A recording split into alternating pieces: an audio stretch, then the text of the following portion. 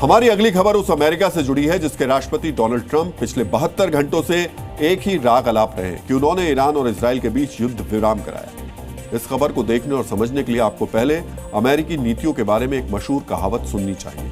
America को लेकर कहा जाता है, the US is the world's policeman but it seems more interested in the starting fights than keeping the piece.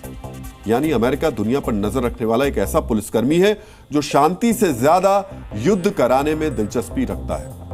आज ये कहावत दोबारा प्रासंगिक हो गई क्योंकि ईरान इजराइल युद्ध के दौरान एक अमेरिकी थिंक टैंक ने अपने ही देश की युद्ध से जुड़ी नीतियों से जुड़ी हुई एक महत्वपूर्ण रिपोर्ट तैयार की। इस रिपोर्ट में सुपर पावर अमेरिका को लेकर क्या कुछ कहा और लिखा गया, ये आज आपको जरूर ध्यान से देखना चाहिए। Watson institution of international land public affairs के अध्ययन से पता चला कि 2001 से 2025 तक अमेरिकी नीतियों का आकलन किया गया। रिपोर्ट में बताया गया कि पिछले 24 साल में अमेरिका की वजह से Iraq, Afghanistan, Yemen, Syria, Pakistan और सोमालिया जैसे देशों में हालात खराब हुए, युद्ध के हालात बने।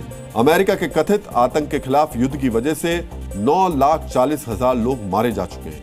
ये सिर्फ युद्ध में सीधे तौर पर मारे गए लोगों के आंकड़े हैं। अगर युद्ध की वजह से विस्थापन, भूखमरी और बीमारियों को भी जोड़ा जाए तो मारे गए लोगों का आंकड़ा 36 से 38 लाख के बीच पहुंच जाता है। आज ट्रंप युद्ध विराम का क्रेडिट ले रहे हैं, लेकिन अगर वो इस रिपोर्ट को पढ़ लेते तो शायद वो कभी मीडिया के सामने आने की हिम्मत नहीं करते, क्योंकि उन्हें पता चल जाता कि सुपर पावर अमेरिका के हाथ इंसानी खून से रंगे हुए हैं। दुनिया पर अपना दबदबा कायम करने के लिए जो खून खराबा अमेरिका ने किया या कराया, वो खूंखार आतंकी संगठनों से भी ज्यादा है। हम ऐसा क्यों कह रहे हैं, ये समझने के लिए आपको कुछ आंकड़े बहुत ही गौर से देखने चाहिए। विल्सन सेंटर की एक रिपोर्ट के मुताबिक 2014 से 2018 तक जब आतंकी संगठन इस्लामिक स्टेट पावरफुल था, उस दौरान इस्लामिक स्टेट के आतंकवादियों ने तकरीबन 8,000 से लेकर 10,000 नागरिकों की हत्या की थी, जबकि अमेरिका के दामन में 10 लाख लोगों की मौत का धब्बा है। इसी तरह 2001 से 2025 के बीच ओसामा बिन लादेन के आतंकी संगठन अलकायदा ने तकरीबन 15,000 लोगों की हत्या की। यहां भी अमेरिका की युद्ध नीतियों से होने वाली मौत का आंकड़ा बहुत ज्यादा बड़ा है। इसी वजह से आज दुनिया का एक बड़ा तबका सवाल पूछ रहा है, क्यों ना अमेरिका को ही दुनिया का सबसे बड़ा आतंकी घोषित कर दिया जाए। युद्ध के मैदान में अमेरिका पर एक और धब्बा लगा हुआ है। ये दाग उन हथियारों से जुड़ा है जिन्हें आज दुनिया केमिकल वेपन या रासायनिक हथियार कहती है। अब हम आपको अमेरिका के इतिहास का ये काला चैप्टर दिखाने जा रहे हैं ताकि आपको पता चल सके अमेरिका युद्ध विराम कराता है या अपने फायदे के लिए दुनिया को सुलगाता है। 1965 में अमेरिका ने वियतनाम के गृह युद्ध में सक्रिय सैन्य दखल देना शुरू कर दिया।